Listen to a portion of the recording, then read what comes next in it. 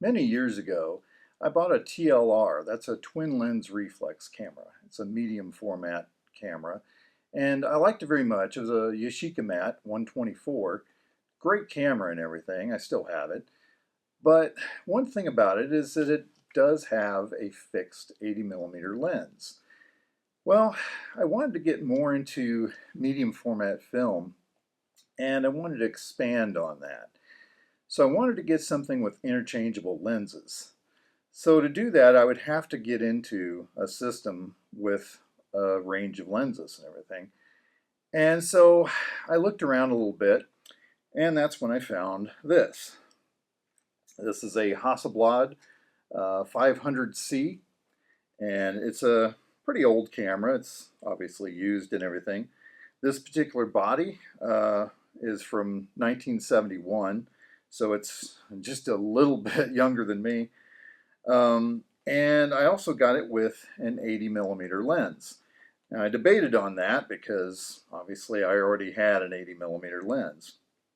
And it's actually a very good lens. The lens itself is 1994, I believe, is when it was produced. So it's, from my point of view, it's kind of a modern lens. But it's an extremely sharp lens and everything. Great lens. As is most of the standard lenses that come with them and everything. And, it's a little bit worse for wear on the body and stuff. There's a few, some of the stuff's missing here and there, but there's a few bumps and bruises, but it still works fine and everything. Now, it actually came with a waist level finder on it, and I eventually did get a right angle finder on it. This makes it a lot easier to view at more, regular levels of, when you're standing up, or more so when I'm taking pictures downward, close-ups and stuff like that. So the problem is that as good as this was and everything, I was still stuck with that 80 millimeter lens. And for many years I used it and worked out fine and everything, except it wasn't really fitting the way I view the world. I wanted some more wide angle, I wanted some more telephoto. I wanted to be able to go out and get various angles like I'm used to with most different cameras.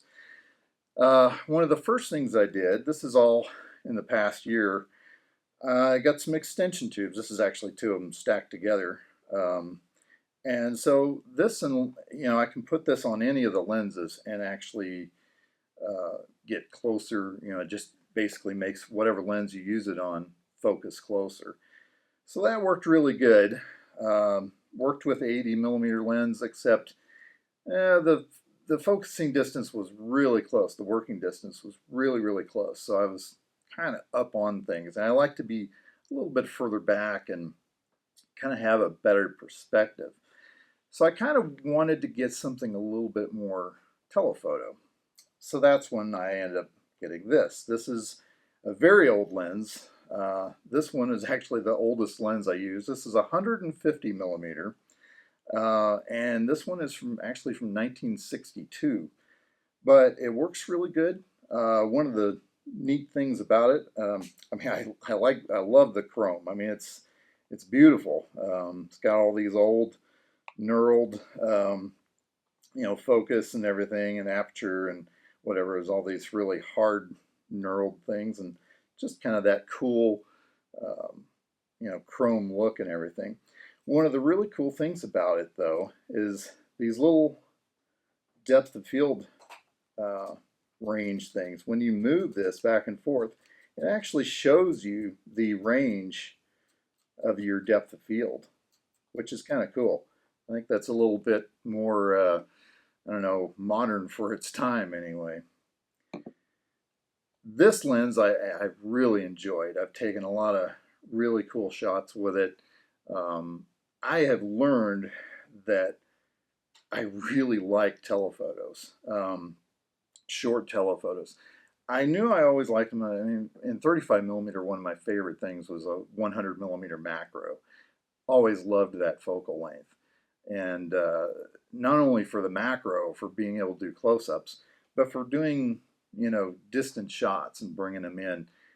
I guess I really like that, being able to isolate the landscape a little bit. And this lens really helps do that. And it's really not that much bigger than the 80 millimeter. I mean, as you can see, it's not that big. But it does bring things in a little bit closer. You can't really do wildlife with it or anything, but it does help with landscape quite a bit. It is, being an older lens, it is uncoated, but it is sharp, and sometimes that's all you can hope for. And as far as flare and not having the coating on there, all you got to really do is use a lens shade or something like that, or just try not to shoot into the sun. So I still needed a wide angle, and I have been wanting a wide angle for medium format for a very, very long time. And so I looked around and finally found this. This behemoth is a 50 millimeter, and this one is actually the most modern lens of all these here. This is made in about 2000, and it's actually very heavy. It's kind of strange for a wide angle to be the biggest of all these. But this is actually a very nice lens and everything. So let's take a look at some of the images that I've taken with some of these lenses, and you'll see what I've done so far.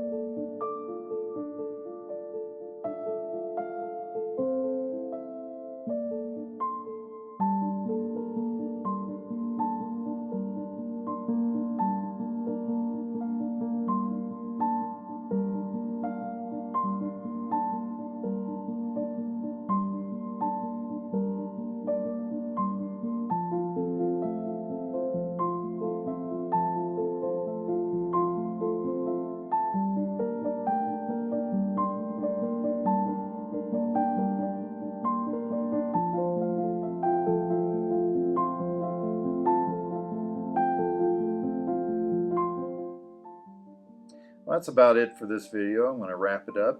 I just wanted to show you a few of the lenses I got last year that I'm kind of excited about. Hopefully I will be able to do more with them, both in film and digital. And until next time, I'll see you on the trail.